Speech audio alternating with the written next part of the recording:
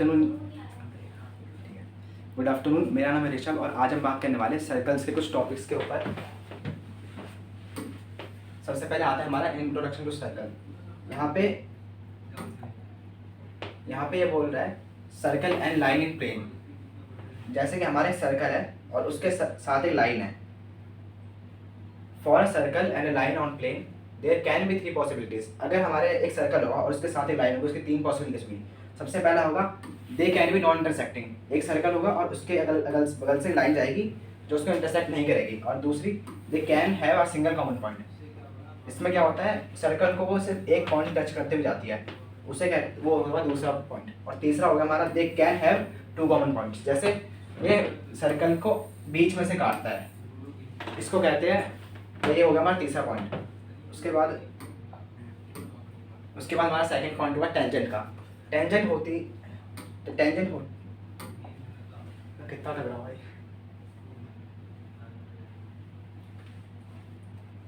Tangent होता है tangent to circle. अबे यार,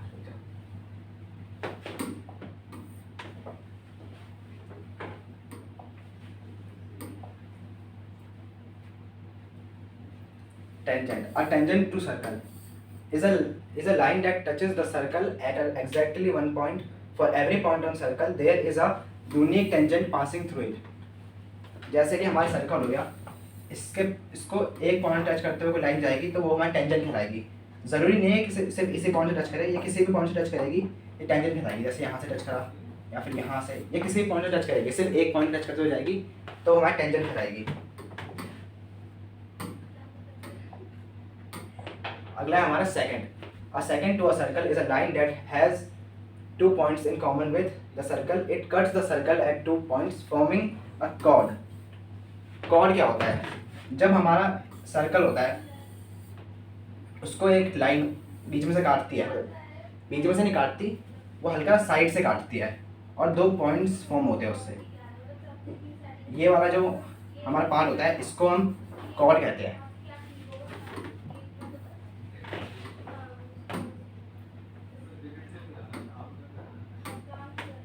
अभी कुछ थ्योरम्स है।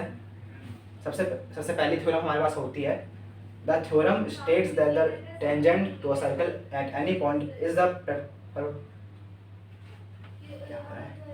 Theorem states that the tangent to a circle any point is perpendicular to the radius the circle that passes through the point of contact. जैसे हमारा circle है, इसकी यहाँ से टेंजेंट जा रही है, अगर कोई भी टेंजेंट होगी जो सर्कल को टच करती हुई जा रही है तो वो हमेशा परपेंडिकुलर होगी, वहाँ पे 90 डिग्री का एंगल फॉर्म करेगी।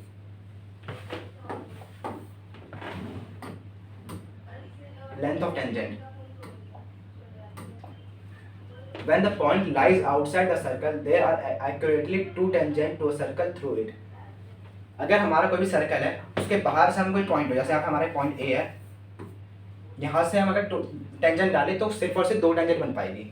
और 2 tangents are of equal length when tangent is drawn from an external point to a circle। जैसे AB is equals to AC।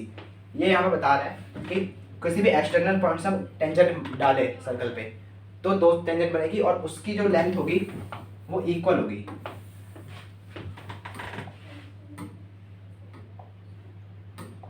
अभी यहाँ पे हमारे कुछ प्रैक्टिस क्वेश्चंस है। सबसे पहला हो गया ऐसे a tangent PQ point of a circle of radius 5 cm meets a line through the center O at a point Q so that OQ is equals to 12 cm length of PQ is। इसमें हमारी length of PQ पूछ रहा है। सबसे पहले diagram बना लेंगे। सबसे पहले एक सर्कल आ गया, उसका सेंटर आ गया, सेंटर को O से डिनोट करते हैं हमेशा, सेंटर को हमेशा O से डिनोट करते हैं। और ये बोल रहा है एक पॉइंट P पॉइंट हमारा सर्कल के ऊपर ही है और वो PQ टेंजेंट है। रेडियस की लेंथ 5 है, यहाँ पे ये रेडियस होगी, सेंटर से लेके पॉइंट P तक हमारी रेडियस हो गई 5 सेंटीमीटर। और OQ की लेंथ बता रहा है 12 सेंटीमीटर।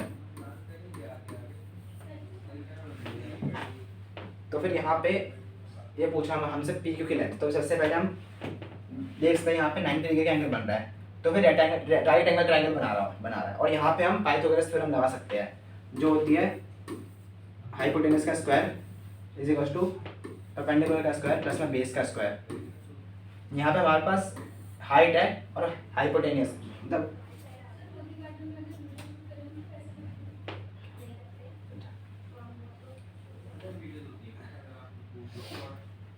यहाँ पे हमारे पास परपेंडिकुलर है और हाइपोटेनियस है, तो हमको यहाँ पे बेस निकालना है। तो फिर इसके लिए हम इसको इधर भेज देंगे, तो ये हो जाएगा हाइपोटेनस का स्क्वायर माइनस में परपेंडिकुलर का square is equal to B का स्क्वायर। तो फिर यहाँ पे 12 का स्क्वायर करेंगे माइनस में 5 का स्क्वायर करेंगे, ये हो जाएगा हमारा बी का square.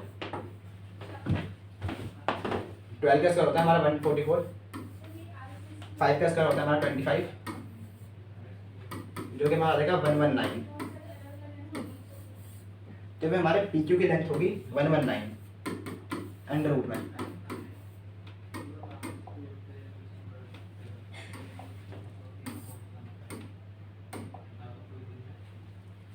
From a point Q, the length of a tangent to a circle is 24 centimeter and the distance of Q from a center is 25 centimeter. सबसे पहले हम डायग्राम बना लेंगे। सबसे पहले हमारा सर्कल आएगा, उसमें एक सेंटर हो गया। The length of a tangent to a circle, ये टेंजेंट की लेंथ बता रहा है 24 centimetre. Distance of Q from centre, Q का डिस्टेंस सेंटर से और 25 सेंटीमीटर। तो हमको रेडियस निकालने को कह रहा है, तो फिर इसमें भी सेम हम पाइथागोरस थ्योरम लगा के इसका रेडियस निकाल लेंगे। तो सबसे पहले आएगा 25 का स्क्वायर माइनस में 24 का स्क्वायर। 25 का स्क्वायर होता है 625 और 24 का स्क्वायर होता है 576, जो कि हमारा आ जाएगा 49। ऐसे अंडर रूट में से अंडर रूट में 49 और 49 7 का स्क्वायर होता है, इसलिए हमारा आ जाएगा answer 7 centimetre.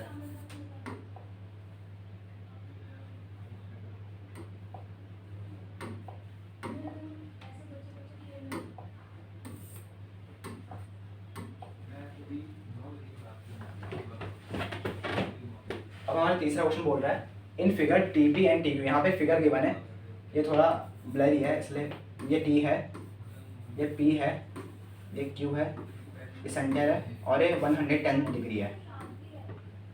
To tangents to a circle with centre so that angle P O Q बता रहा है हमारा 110 डिग्री है। देन पी टी क्यू हमको निकालना है। ये पी टी क्यू हमारे ये एंगल है, इसको निकालने के लिए हम सबसे पहले ये देखेंगे, इसको हम दो पार्ट में डिवाइड कर लेते हैं। तो अभी आपको दिख रहा है ये रेडियस है और ये टेंजेंट है। तो फिर यहाँ पे ये सब परपेंडिकुलर करेगा, इसलिए ये हो जाएगा 90 डिग्री। वैसे सेम यहाँ पे हो जाएगा, ये रेडियस है और टेंजेंट है, इसलिए यहाँ पे भी 90 डिग्री हो जाएगा। तो फिर अब ध्यान से देखें तो यहाँ पे क्वाड्रिलेटरल बन रहा है, ये एक साइड, दो साइड, तीन साइड और चौथी साइड। तो फिर क्वाड्रिलेटरल के चारों एंगल का सम हमेशा 360 होता है, इसलिए हम यहाँ पे लिख लेंगे एंगल OPT प्लस में एंगल PTQ प्लस में एंगल TQO प्लस में एंगल OPT। अबे चारों एंगल का सम हमारा हो जाएगा बराबर 360 के। हमारे पास 3 गिवन है और हमको चौथा निकालना है, PTQ हमको निकालना है। तो फिर इसको निकालने के लिए हम इन सबको सम करेंगे और इससे माइनस कर देंगे। तो फिर पहला आएगा हमारा 110 प्लस में 90 प्लस में 90 प्लस में इसको हम x ले लेंगे अभी फिलहाल, x इज इक्वल टू 360। 90 90 180 हो जाएगा, तो फिर आ जाएगा 290।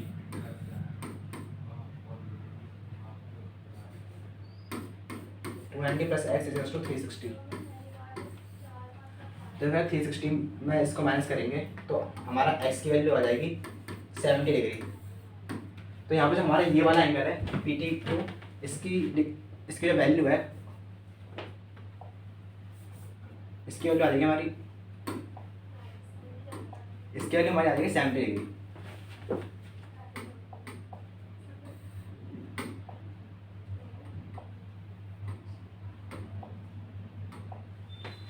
अगला क्वेश्चन बोल रहा है if tangent P A P B from a point P to a circle with centre 0 व centre O are inclined to each other at angle 80 degree then angle P O A is equal to. हमको इसमें angle P O ए की value निकालनी है। जैसे हम diagram बना लेंगे अपना, हमारा सर्कल आ जाएगा सेंटर ओ के साथ, वहाँ पे गिवन है सेंटर ओ और टेंजेंट हमारी, टेंजेंट का जो एक्सटर्नल पॉइंट है वो हो गया पी, और दो टेंजेंट डालेगा सर्कल पे जो हो जाएगी बी और ए।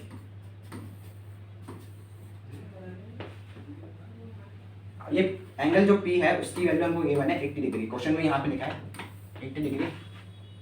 तो सबसे पहले हम इससे दो पार्ट कर लेंगे। तो फिर यहाँ पे भी राइट एंगल ट्रायंगल बन रहा है, इसको 90, ये इसकी वैल्यू 90 डिग्री हो जाएगी, ये भी राइट एंगल ट्रायंगल है, इसकी वैल्यू 90 डिग्री हो जाएगी। अब हमको निकालनी है सिर्फ इसकी वैल्यू जो ये वाला एंगल है हमारा। तो सबसे पहले हम जो ये ऊपर वाला ट्रायंगल है और नीचे वाला ट्रायंगल है इसको इक्वल प्रूव करेंगे, उसके बाद हम इसकी वैल्यू निकाल पाएंगे। सबसे पहले हम देख सकते हैं ये पहले टेंजेंट है और दूसरी टेंजेंट है और दोनों एक ही पॉइंट से निकलते हुए आ रहे हैं। तो सबसे पहले P A is equal to P B हो जाएगा, क्योंकि एक ही पॉइंट से निकलते हुए आ रहे हैं तो दोनों बराबर होंगे। और पी ओ जो है हमारा वो दोनों ट्रायंगल में आ रहा है क्योंकि वो दोनों ट्रायंगल में बेस है तो कॉमन है, फिर P O is equal to P हो जाएगा। और देखा तो यहाँ पे एक एंगल ये भी 90 है और ये भी 90 है, तो फिर angle P O is equal to angle P B O. तो यहाँ पे हमारा रूल लग जाएगा, साइड एंगल साइड का कॉन्ग्रुएंसी रूल लग जाएगा, जिससे हमारे इक्वल प्रूव हो जाएंगे। अभी हमारे इक्वल तो प्रूव हो चुके हैं।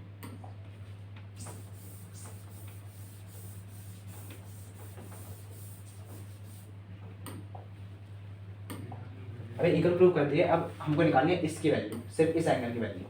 सबसे पहले हम ये पूरे क्वाड्रिलेटरल का जो ये मिसिंग वैल्यू है ये निकालेंगे। ये आ जाएगा 360 माइनस में 90 डिग्री, माइनस में एक और एंगल है 90 डिग्री का वो भी आएगा, माइनस में 80 डिग्री। ये आएगी हमारी एंगल बी ओ ए की वैल्यू। तो फिर एंगल हमारा बी ओ ए हो जाएगा 90 90 180 360, तो हो जाएगा 100। अब हमने प्रूव करा था कि एंगल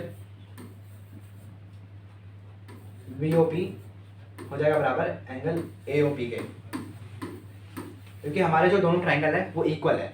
तो फिर हमारा सीपीसीटी रूल के हिसाब से पी ओ बी और पी ओ ए दोनों इक्वल हो जाएंगे। तो फिर अब दोनों इक्वल ही है तो फिर हम इसको लिख सकते हैं 2 A O P is equal to 100। अगर 2 को आगे भेज देंगे तो फिर ये उससे डिवाइड हो जाएगा, तो ए ओ पी की वैल्यू हमारी आ जाएगी 50 डिग्री।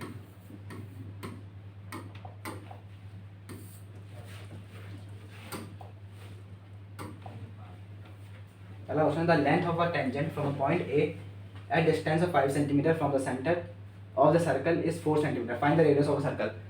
इसमें हमारे सर्कल है, सॉरी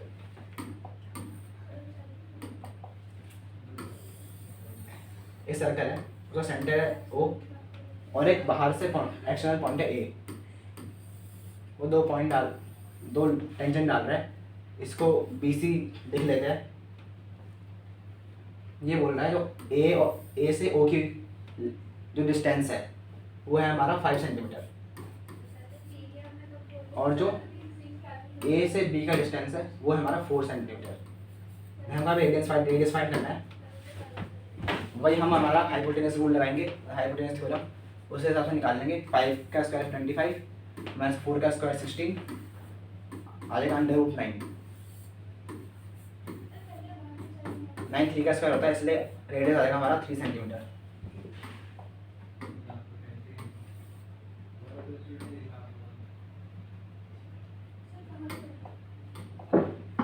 ये हमारा क्वेश्चन है, a quadrilateral ABC is drawn to a circumscribe. Circumscribe का मतलब होता है जब वो एक सर्कल के चारों साइड चारों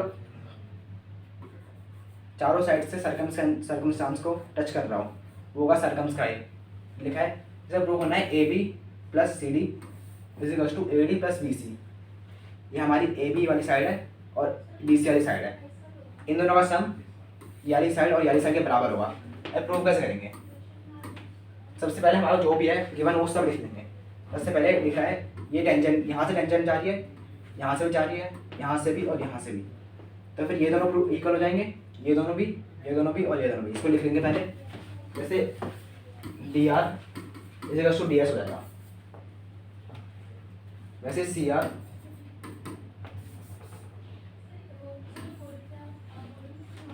is equal to C Q हो जाएगा, वैसे ही A P is equal to A S हो जाएगा, वैसे B P is equal to B Q हो जाएगा। अबे चार चीज़ें गिवन है तो चारों इक्वेशन को हम प्लस कर लेंगे। हम चारों इक्वेशन का सम कर लेंगे तो हमारे पास आएगा डी आर प्लस में सी आर प्लस में ए पी प्लस में B P equals to D S plus में सी क्यू प्लस में ए एस प्लस में B Q.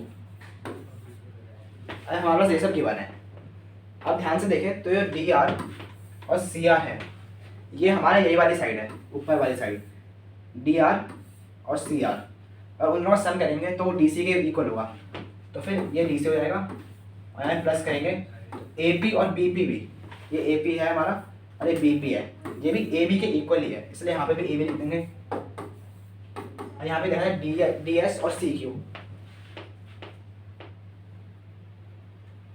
Sorry D S और सी क्यू नहीं, ये सारे प्लस में तो आगे पीछे हो जाएगा तो कोई प्रॉब्लम नहीं आएगी। डी एस हो गया और ए एस हो गया, इन दोनों का सम हमारा डी ए के बराबर है, तो डी ए लिख देंगे और प्लस में सी क्यू और बी पी, ये हमारा सी बी के बराबर है। तो क्वेश्चन आंसर पूछा भी था A B plus C D is equal to A D plus B C. देखो A D plus D C plus A D plus B C, तो फिर ये पूरा मतलब सबसे पहले करना है हमको जो भी गिवन है वो लिखना है, उसके बाद इक्वेशन का सम करना है, उसके बाद जो भी कॉमन आ रहा है उसको कॉमन लेके आंसर हमारा आ जाना है यहाँ पे, तो फिर ऐसे प्रूव करना है।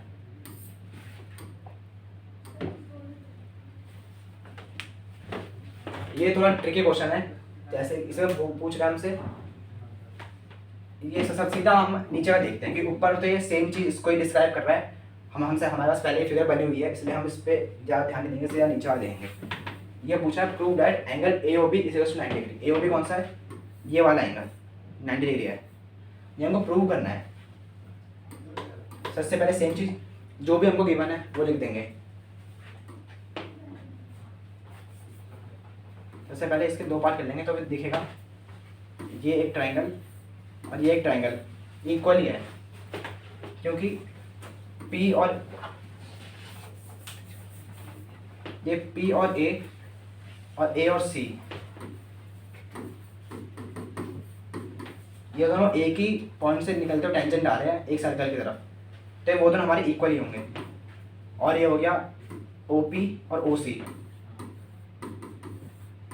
ये दोनों एक ही सर्कल के रेडियस है, रेडियस हम किसी भी साइड से तो वो इक्वल ही आता है, इसलिए OP और OC हमारे इक्वल हो जाएगा। और वैसे ही सेम OA और OA ये दोनों का इस कॉमन बेस है, इसलिए OA इज टू OA हो जाएगा।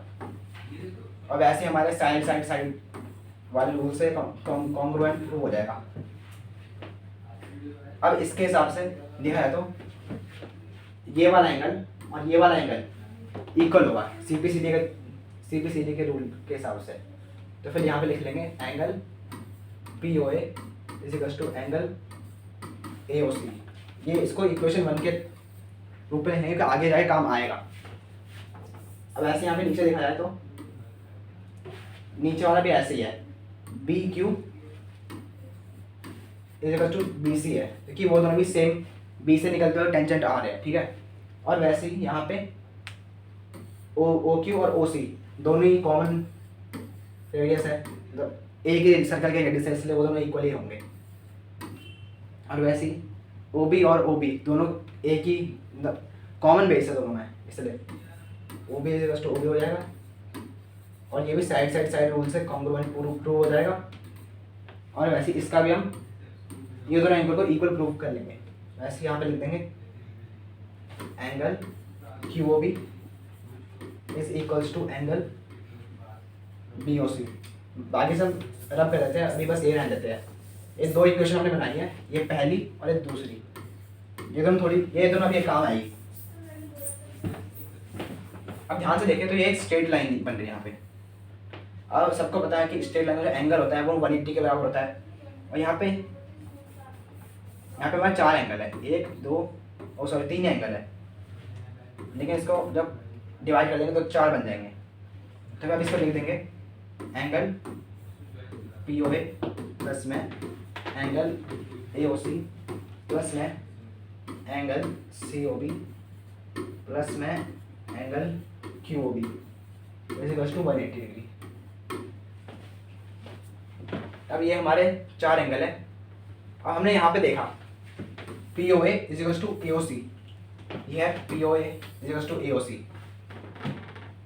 तो फिर यहाँ पे POA और AOC की वैल्यू इक्वल ही है, तो हम उसको इसकी जगह ये लिखते हैं 2AOC। अब ऐसे ये हो गया, यहाँ पे COB है और QOB है, ये दोनों भी इक्वल है, तो इसके जगह हम COB लिख सकते हैं। तो फिर ये लिख देंगे 2COB।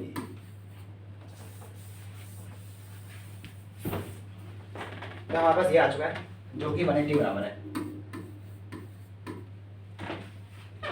तो फिर हम इसको आगे भेजेंगे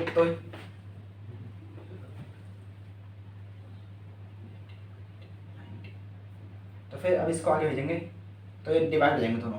तो एंगल AOC प्लस में angle COB is equals to 180/4 जो कि 90 के बराबर हो जाएगा।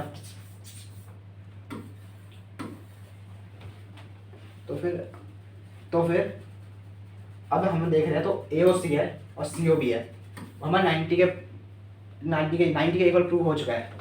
और यहीं पे हम देखें तो हमारा AOC और COB का अगर सम करेंगे तो वो AOB ही बन जाएगा। तो यही हमको प्रूव करा था और ये प्रूव हो चुका है, तो ये आंसर प्रूव हो जाएगा।